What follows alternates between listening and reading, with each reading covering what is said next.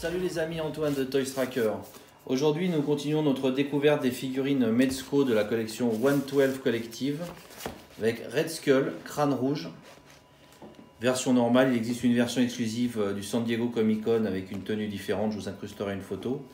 Là on est sur la version normale qui est déjà un peu compliquée à trouver, pas donné. Voilà, donc vous avez ici sur la boîte vous avez le logo de Hydra. Sur le côté Mezco Toys. Ici Red Skull avec un certain nombre d'accessoires, une tête alternative. Je vais vous enlever ça, vous verrez mieux. Voilà, je le sors tout de suite de sa boîte parce que là on ne voit rien. Donc une belle boîte classique avec une boîte vitrine. On a le slipcover, on l'a vu tout à l'heure. À nouveau vous avez ici le logo de Hydra. C'est une figurine qui devient un peu difficile à trouver. Elle est sortie déjà il y a quelques temps, elle est sortie je crois en 2017, bon c'est pas très vieux, mais enfin de toute façon les figurines de cette collection partent très vite, elles sont très difficiles à obtenir une fois qu'elles sont sorties. Donc je vous laisse admirer le personnage dans son manteau de cuir, il est vraiment impressionnant.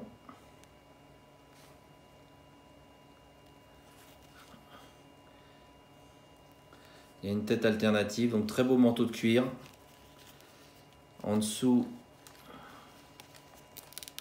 donc là vous avez un scratch. Et en dessous, on essaiera de voir si on peut voir ce qu'il a comme vêtement en dessous. Admirez le visage.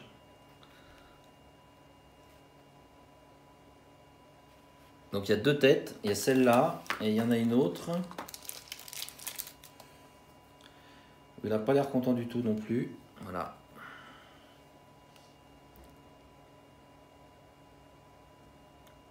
Donc là, il a une sorte de rictus assez menaçant. Malgré ses beaux yeux bleus. Et là, bon, il a une tête plus calme.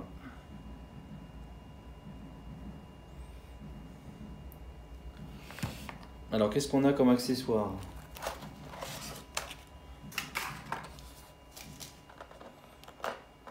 Alors il y a un pistolet, voilà, typique de l'armée allemande de la Deuxième Guerre mondiale. Je ne sais plus comment on dit, un Luger, un nom comme ça. Super mignon, avec des petites parties noires, des petites parties métalliques.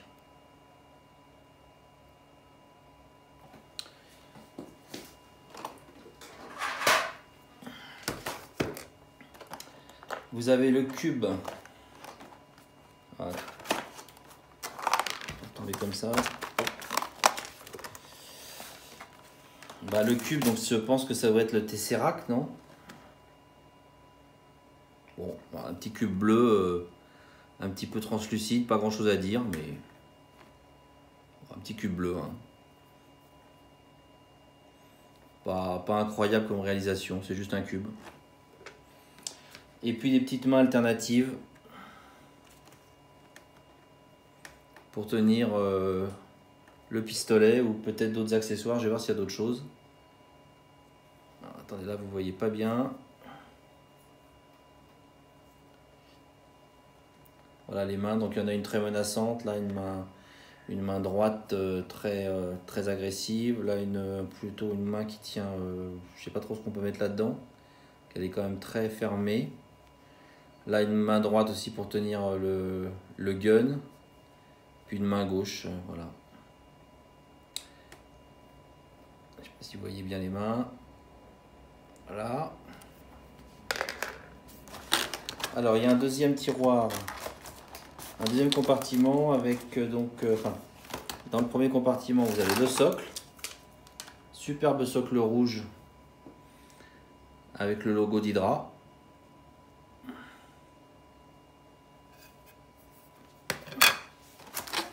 Et dans le deuxième compartiment, qu'est-ce qu'il y a? Attention, c'est la surprise. Oui, non, il n'y a rien d'autre. Il y a juste la tige et le petit sac.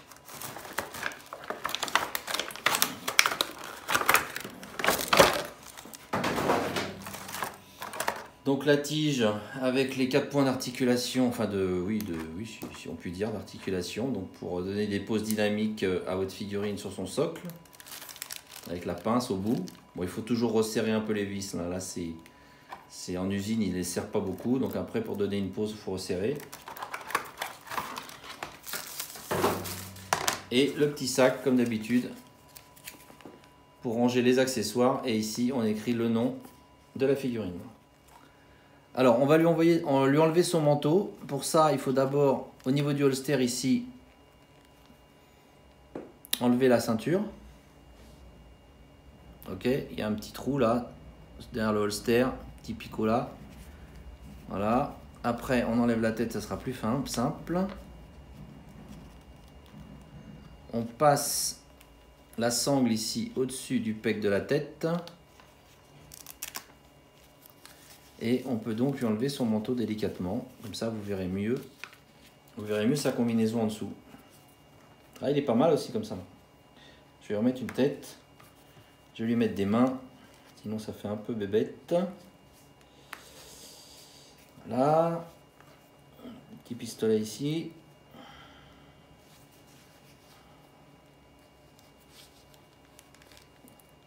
Ça arrive, hein. Vous impatientez pas. Voilà.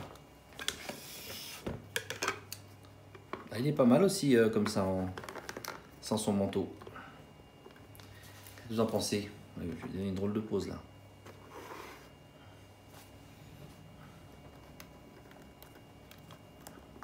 Donc un peu look commando quoi. Ah, puis les finitions sont jolies, il y a des petites... ici il y a des petits traits un petit peu brillants là, sur son jumpsuit, hein. C'est une sorte de jumpsuit en fait, c'est d'un seul tenant, enfin non c'est peut-être pas, au niveau de la réalisation c'est d'un seul tenant, mais je sais pas si c'est ce qu'ils veulent faire. Bon, il y a clairement une démarcation entre le pantalon et le haut, bon ça c'est d'un seul tenant sur la figurine, mais j'aime bien moi les petites lignes là, c'est élégant. C'est un personnage assez élégant hein, s'il n'était pas aussi machiavélique. Voilà, donc là vous l'avez sans son manteau. Alors peut-être sans le manteau c'est mieux pour une pose dynamique avec la tige. Parce qu'avec le manteau j'ai peur que ce soit pas évident à mettre. Mais c'est vrai que quand il est comme ça, juste avec sa combine,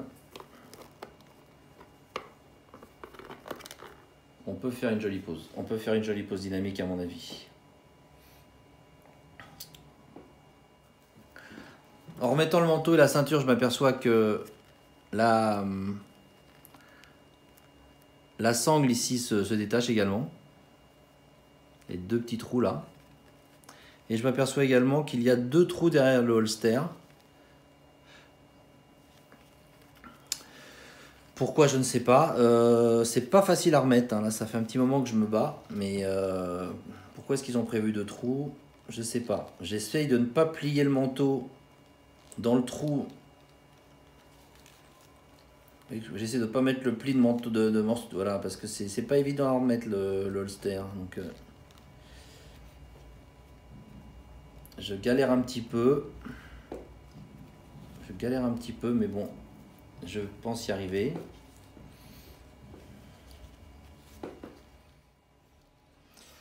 Donc j'ai quelques difficultés à remettre la ceinture, mais ça me permet de m'apercevoir que le holster s'ouvre également. Donc je pensais que c'était une seule pièce enfin je pensais que c'était collé, mais non, il y a une petite boucle ici.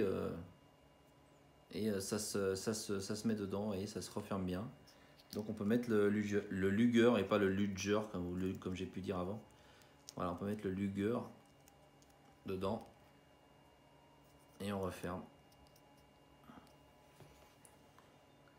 Avec donc l'arme à l'intérieur.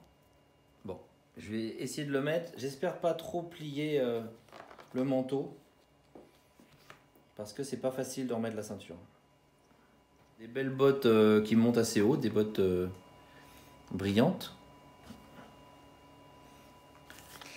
Ici donc on devine donc également la combinaison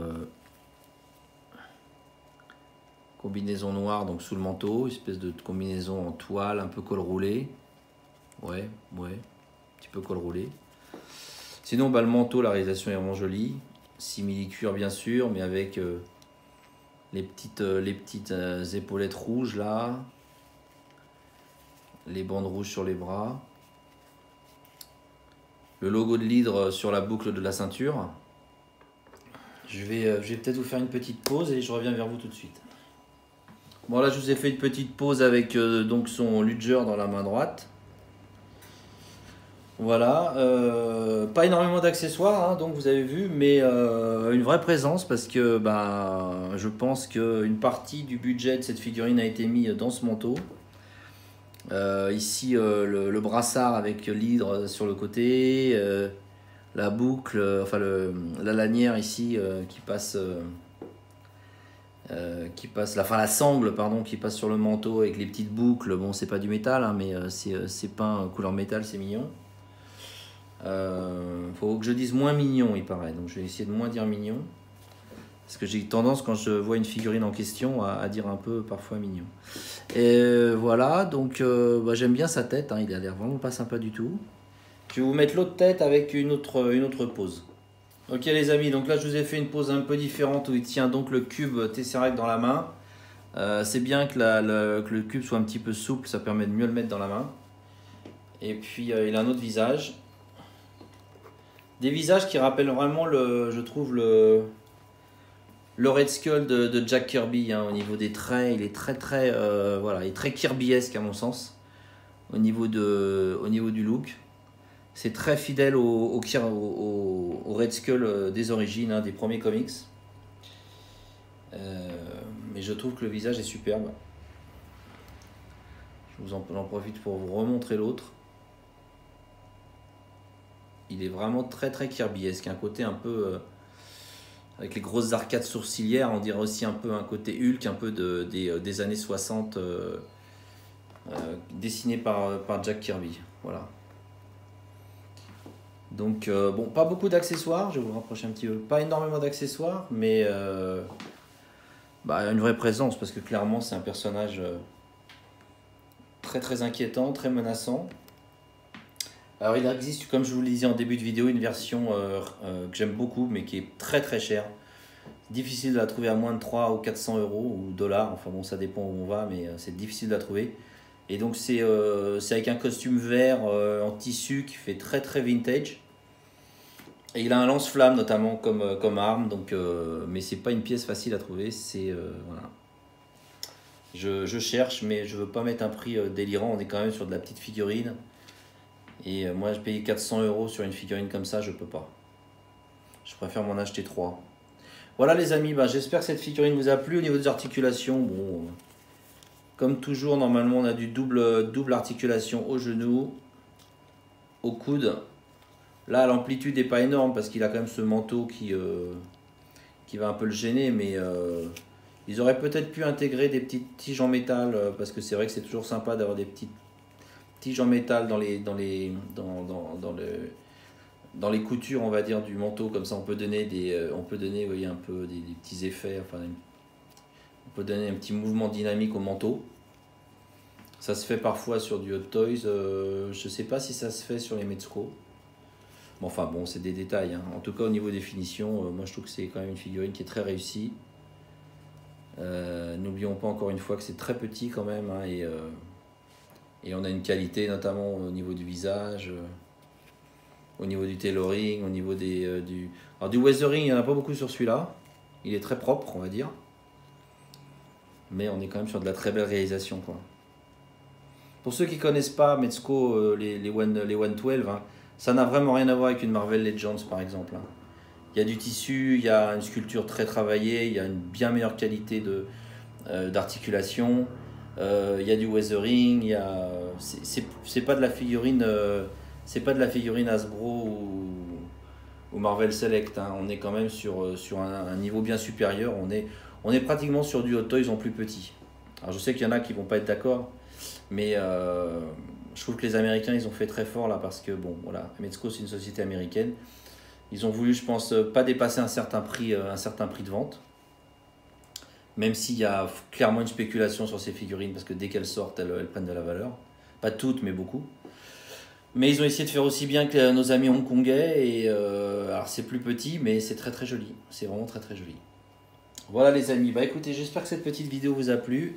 Et je vous dis à bientôt. Ciao.